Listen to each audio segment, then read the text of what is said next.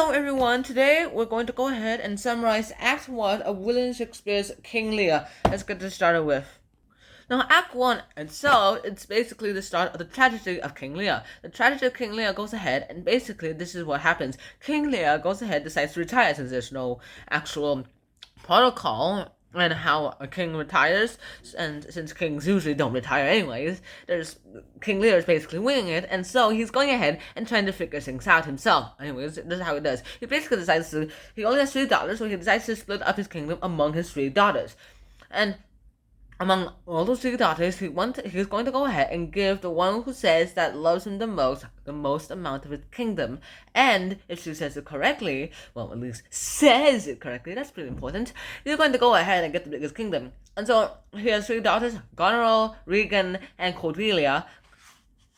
Now, Goneril basically goes ahead and says that I love you more than words can describe, yada yada yada, a bunch of fake praise, a lot of flattery, and then he ends up with the biggest part of the kingdom, and he's like, wow, you must love me so much. Now I'm going to go ahead and give you the biggest part of my kingdom. Hooray, you're getting 1/3 of my kingdom. And she's like, thank you, Dad.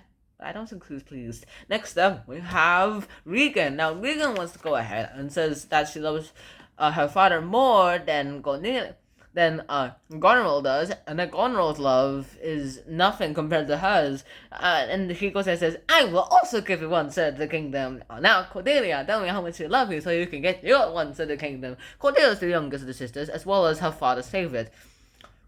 However, when she witnessed the, how shall I describe this?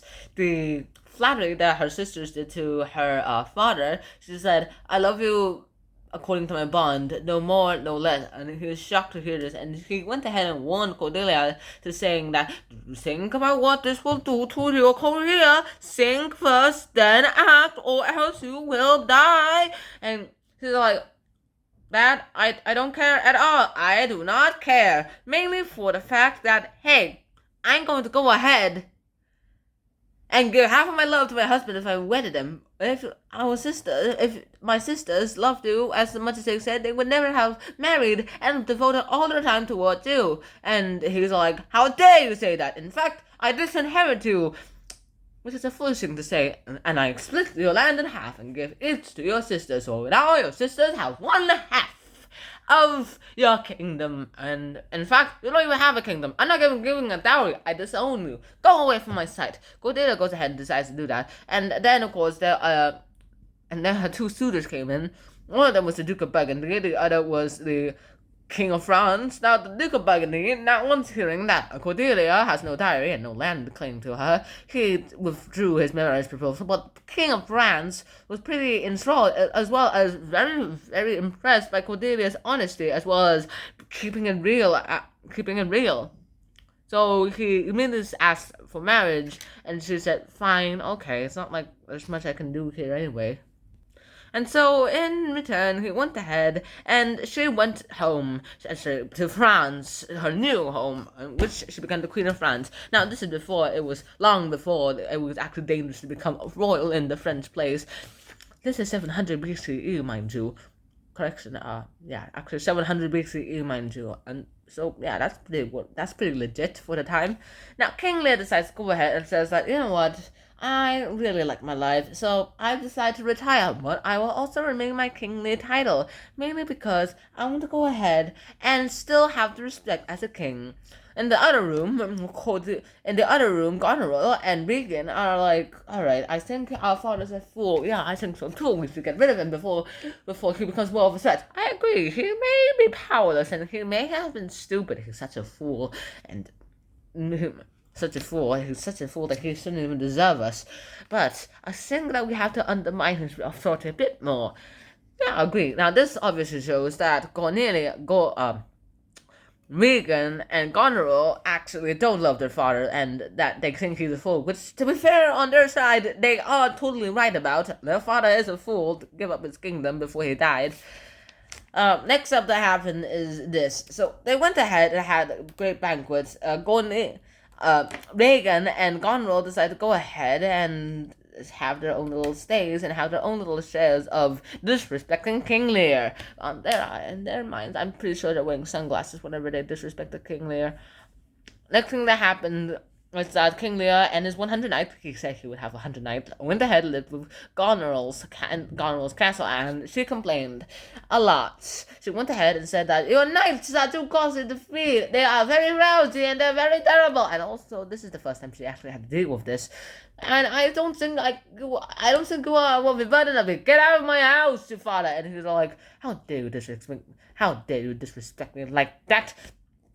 And then the fool comes in, and of course he goes ahead and explains to him like, how dare everyone in the seven in this little family, my daughter's family and servants, all of them are so terrible and so rude to me. And the fool is all like, you realize that you just gave up your title just because you gave up your power doesn't mean just because you gave up the power of a king doesn't mean you are still a king. The king of our power is no king at all, even if he wants to be called one. The fool says that in a foolish way, and in like a little cunning and a little mocking way, of course. And then there's this other character named Lord Kent that he was banished before in a few acts before that I forgot to mention, mainly because he went ahead and stood up in Cornelia's defense, said, "You did a foolish act in sending away Cornelia, King Lear." And I was like, I still have power before I gave them to these guys. I'm my daughters, even so I split them half and half. I haven't given it to them yet officially. I banish you. Have 6 days to get out, or if I find you within 6 days, you're still in this kingdom, I kill you on sight. Fine, sir. And Lord Kent leaves the kingdom, but Lord Kent returns for some reason. King Lear is such an idiot and such a terrible guy to work for, but for some reason, Lord Kent has to come back. Also, he mainly goes ahead and goes under the pseudonym as a little servant called Caius, mainly because, well, if it finds Lord Kent, he's still going to kill him. Lord Kent comes in as Caius, and he basically says, and he just offers himself to King Lear's servantship, and he goes ahead and helps King Lear during his time in Goneril's place. And that's pretty much where Act 1 pretty much ends. Act 1 is there, and there's not much more I can really say about Act 1, too. Act 1 mainly is about Goneril and Regan going ahead and mistreating their father immediately after they say, I love you more than words can say, those kind of things, those kind of father. And so, there's not much more I can really say here. I hope you guys enjoyed my summary of William Shakespeare's King Lear Act 1. I'll see you guys in the summary of Act 2. Until then, peace. Bye-bye!